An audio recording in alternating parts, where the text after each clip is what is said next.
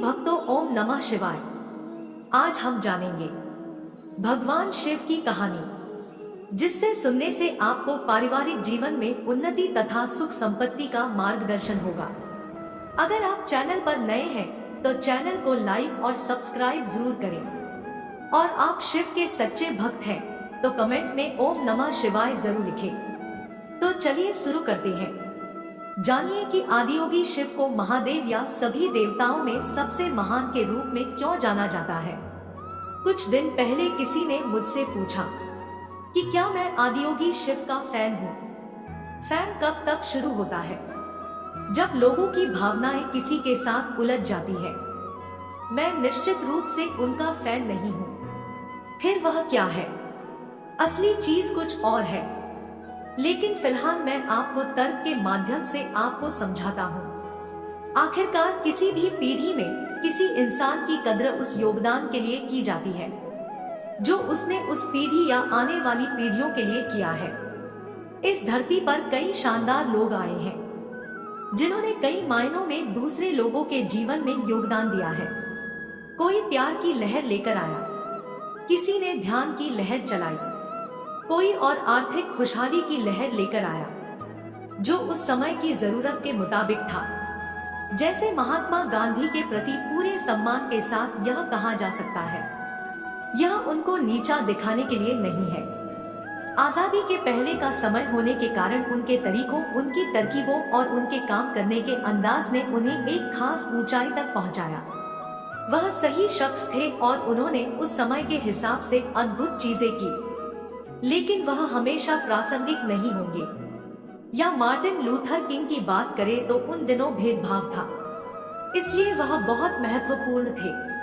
लेकिन अगर समाज में ऐसी कोई समस्या नहीं होती तो वह सिर्फ एक साधारण इंसान होते। अगर आप इतिहास में वापस जाएं, तो बहुत से महापुरुष रहे हैं, लेकिन वे काफी हद तक समय की उथल-पुथल, समय की जरूरत या उस समय एक तरह का भ्रष्टाचार फैला होने के कारण महत्वपूर्ण थे। अगर आप गौतम बुद्ध को देखें, समाज उस समय कर्मकांडों में इतना लिपटा हुआ था कि जब उन्होंने बिना किसी कर्मकांड के एक आध्यात्मिक प्रक्रिया शुरू की तो वह तत्काल लोकप्रिय हो गया। अगर इस समाज में बहुत कर्मकांड नहीं होते तो उसमें कोई नयापन नहीं होता और वह इतना महत्वपूर्ण नहीं होता। कई मायनों में कृष्ण बहुत महत्वपूर्ण थे, लेकिन फिर भी अगर उस समाज में कोई संघर्ष नहीं होता, अगर पांडवों और कौरवों के बीच कोई लड़ाई नहीं होती, तो वह सिर्फ अपने आसपास की जगहों पर प्रभावशाली होते। उनका कद इतना बड़ा नहीं होता। या अगर राम की पत्नी का हरण नहीं किया जाता तो वह भी किसी दूसरे राजा की तरह होते, शायद एक बहुत अच्छे राजा की तरह याद किए जाते, या कुछ समय बाद लोग उन्हें भूल जाते।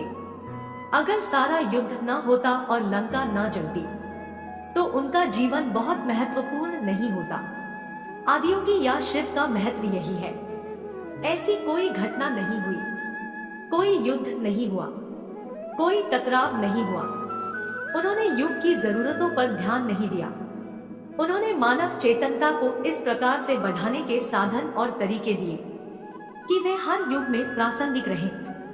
जब लोग भोजन, प्यार या शांति से वंचित हो और आप उनकी कमी को पूरा करते हैं, तो आप उस समय सबसे महत्वपूर्ण बन सकते हैं। लेकिन जब ऐसा कोई अभाव न हो तो एक इंसान के लिए सबसे महत्वपूर्ण आखिरकार यह है कि खुद को और ऊपर कैसे उठाएं या खुद को विकसित कैसे करें।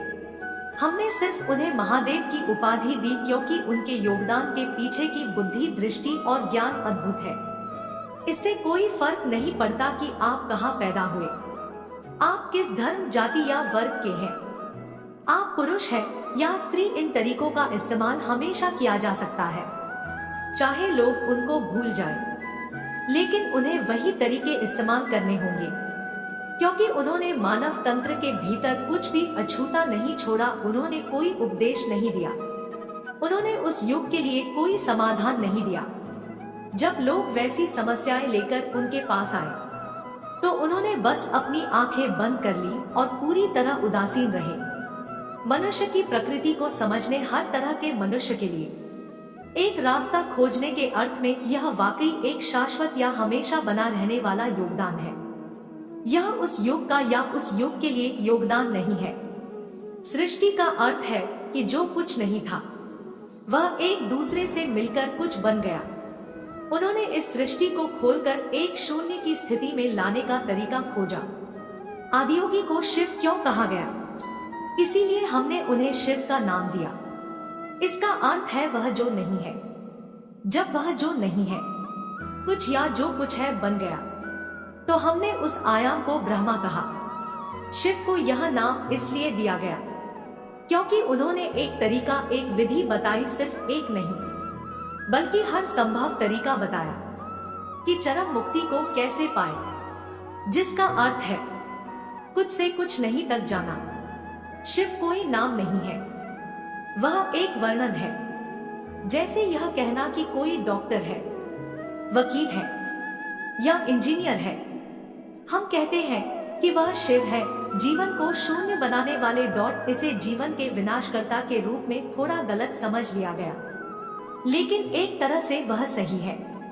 बात सिर्फ यह है कि जब आप विनाशकर्ता शब्द का इस्तेमाल करते हैं तो लोग उसे कुछ बुरा समझ लेते हैं। अगर किसी ने मुक्तिदाता कहा होता तो उसे अच्छा माना जाता। धीरे धीरे शून्य करने वाला विनाशकर्ता बन गया और लोग यह सोचने लगे कि वह बुरे हैं। आप उन्हें कुछ भी कहिए, उन्हें कोई फर्क नहीं पड़ता। बुद्धिमानी की प्रकृति यही है। अगर आपकी बुद्धिमानी एक खास ऊंचाई पर पहुंच जाती है तो आपको किसी नैतिकता की जरूरत नहीं होगी। सिर्फ बुद्धि की कमी होने पर ही आपको लोगों को बताना पड़ता है कि क्या नहीं करना है। अगर किसी की बुद्धि विकसित है तो उसे बताने की जरूरत नहीं है कि क्या करना है और क्या नहीं। उन्होंने इस बारे में एक शब्द भी नहीं बोला कि क्या करना चाहिए और क्या नहीं। यौगिक प्रणाली के यम और नियम पतंजलि की देन है, आदियोगी की नहीं। पतंजलि काफी बाद में आए। पतंजलि हमारे लिए इसलिए महत्वपूर्ण है क्योंकि योग इतनी सारी शाखाओं में बंट गया था कि वह हास्यास्पद हो गया था। जैसे 25-30 साल पहले अगर आपको मेडिकल चेकअप की जरूरत होती थी तो सिर्फ एक डॉक्टर की जरूरत होती थी। आजकल आपको 12 से 15 डॉक्टरों की जरूरत होती है। एक हड्डियों के लिए, एक मांस के लिए, एक खून के लिए, एक दिल के लिए, एक आंख के लिए, यह और आगे जाएगा। मान लीजिए अगले 100 सालों में हम इतनी ज्यादा विशेषज्ञता में चले जाएंगे कि मेडिकल चेकअप की जरूरत होने पर आपको 150 डॉक्टरों की जरूरत होगी। फिर आप जाना नहीं चाहेंगे क्योंकि जब तक आप 150 अपॉइंटमेंट लेंगे, उन्हें निपटाएंगे और 150 राय को समझेंगे, तब तक उसकी जरूरत नहीं रहेगी। फिर कोई इन सब को साथ मिलाते हुए एक फैमिली फिजिशियन बनाने की बात करेगा।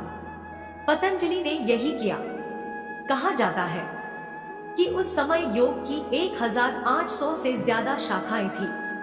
अगर आपको पूरी प्रक्रिया से गुजरना होता तो आपको 1800 स्कूलों में सीखना पड़ता और 1800 अलग अलग योग करने पड़ते। वह अव्यवहारिक और हास्यास्पद हो गया था। इसलिए पतंजलि आए और उन्होंने उन सब को 200 सूत्रों में डालते हुए योग के सिर्फ 8 अंगों का अभ्यास करने के लिए कहा। अगर ऐसी स्थिति नहीं होती तो पतंजलि का कोई महत्व नहीं होता। आदियोगी या शिव के साथ यह स्थिति नहीं है क्योंकि चाहे कोई भी स्थिति हो वह हमेशा महत्वपूर्ण होते हैं। इसीलिए वह महादेव है। उम्मीद है आप सभी को ये वीडियो अच्छी लगी हो। अगर आप शिव के सच्चे भक्त हैं तो चैनल को सब्सक्राइब और वीडियो को लाइक जरूर करना। कमेंट में हर हर महादेव जरूर लिख देना।